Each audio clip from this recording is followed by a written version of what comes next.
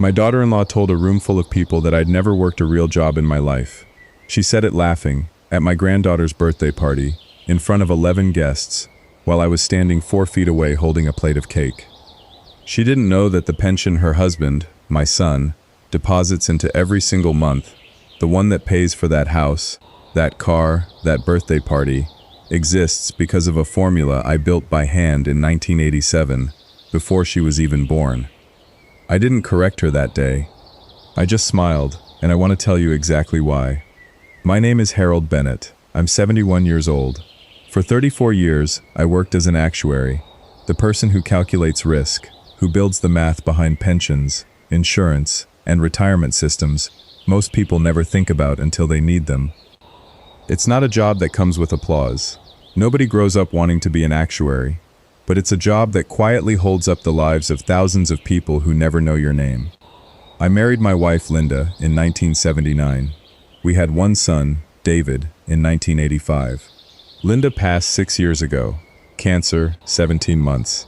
The kind of thing that ages you all at once. David was the one who held my hand in that hospital room at the end. I never forgot that. I still don't. David married a woman named Priya 2 years after his mother passed. I was happy for him. Genuinely. I wanted him to have what Linda and I had. Someone steady, someone who'd sit with him in the hard years the way Linda sat with me. Priya is sharp, ambitious. She works in marketing, moves fast, talks fast, and has a way of filling a room the second she walks into it. I liked her energy, even when it exhausted me a little. What I didn't expect was how quickly she'd form an opinion about who I was, and how wrong that opinion would be. There's a man named Frank Delacroix who lives 2 doors down from David and Priya. Frank's 74, a retired postal worker, widower like me. Frank and I met at David's housewarming party 6 years ago and just kept talking about baseball, about our wives, about the strange business of getting old. Frank shows up. That's the simplest way I can put it. When David and Priya had their first daughter, Frank was the one who mowed their lawn for 3 weeks straight, without being asked, because he knew new parents don't think about lawns. When Priya's car broke down last winter, Frank drove her to work for 4 days before she'd admit she needed the help. Frank never worked what people would call an impressive job, 31 years delivering mail in the rain and snow, but everyone on that street, everyone who actually knows him, treats Frank like he's worth his weight in gold. I bring Frank up because he matters to what happened next. Not because he's part of the story directly, but because he's the measuring stick. Frank taught me, without ever saying it out loud, that the people worth trusting are the ones who show up quietly, not the ones who talk the loudest about what they've done. I wasn't a loud man. I never told David the details of my career. I never once, in 34 years, sat my son down and said, "Let me explain what I actually do for a living." I figured he'd ask if he wanted to know. He never asked. And Priya, who married into the family without that history, filled in the blanks herself. It started small, the way these things always do. At Sunday dinners, Priya would make little comments. "Harold, you must be so relaxed now that you're retired. Must be nice to not have to think too hard anymore." I'd smile and change the subject. At Thanksgiving, when her sister asked what I used to do for work, Priya answered before I could. "Oh, he did something with numbers at an insurance office.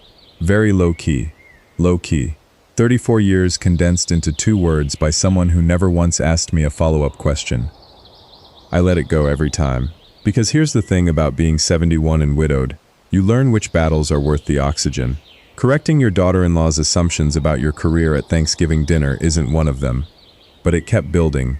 When David mentioned, quietly, that money was tight after they bought the new house, Priya said, in front of me, "Well, it's not like Harold can help. He's on a fixed income, bless him."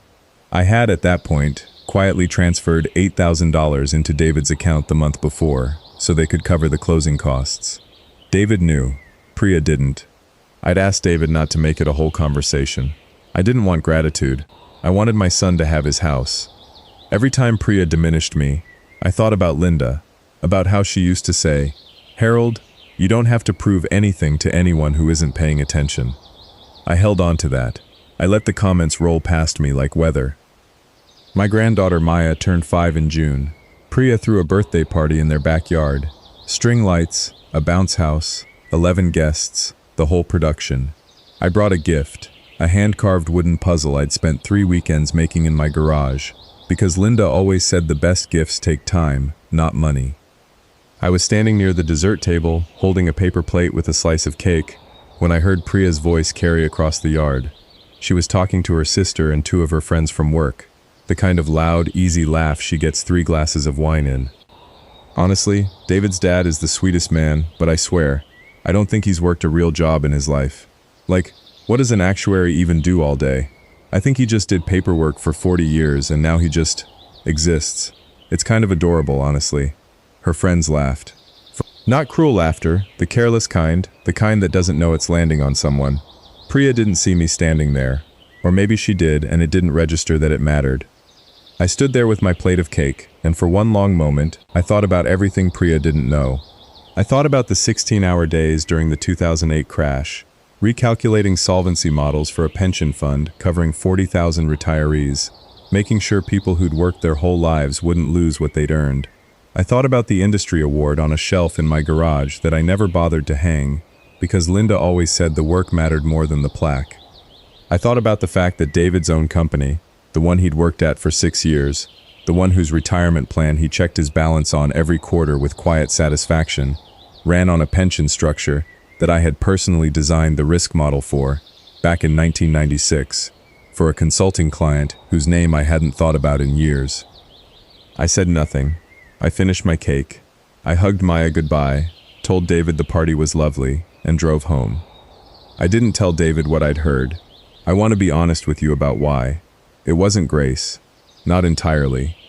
Part of it was that I genuinely didn't know how to say it without sounding like I was keeping score, and I've never wanted to be a man who keeps score with his own family.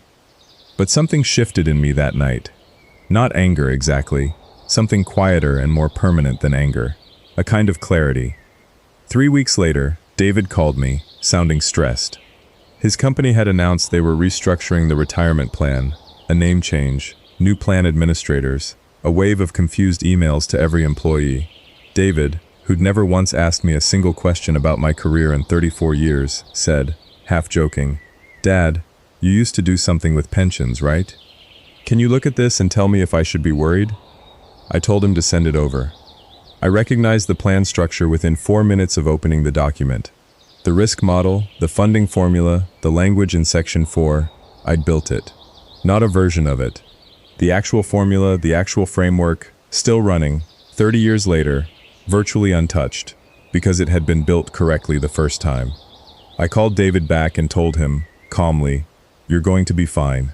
This plan is built on a very conservative, very well-funded model. I'd trust it completely."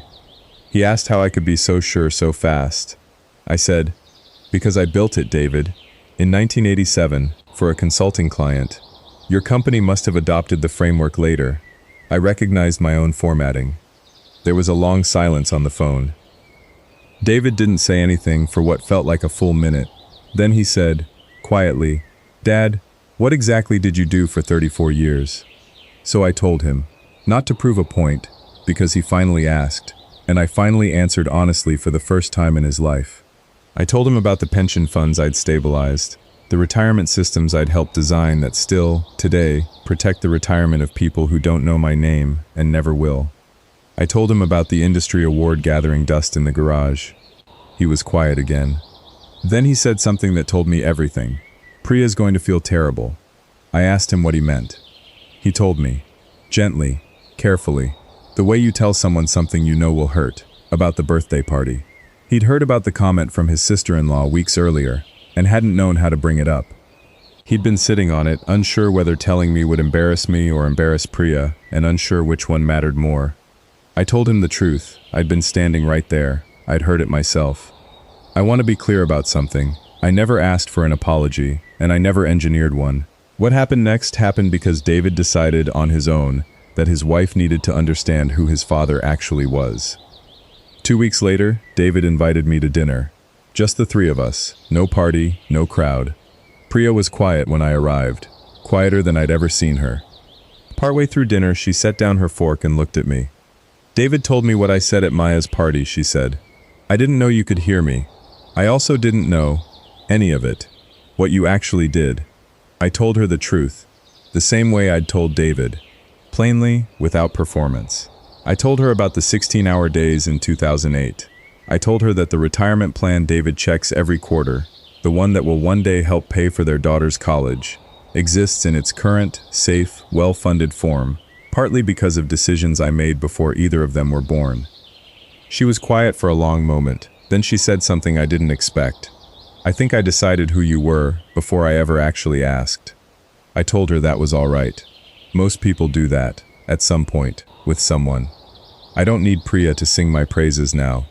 I don't need a plaque, and I still haven't hung the award in my garage. What I have is something better. My son finally asked me a question he should have asked years ago, and got an honest answer. A few months later, at Maya's kindergarten graduation, Priya introduced me to a new neighbor. She didn't say David's dad and leave it there this time. She said, "This is Harold. He spent 34 years quietly making sure people's retirements were safe. He's the reason a lot of families you'll never meet get to retire with dignity."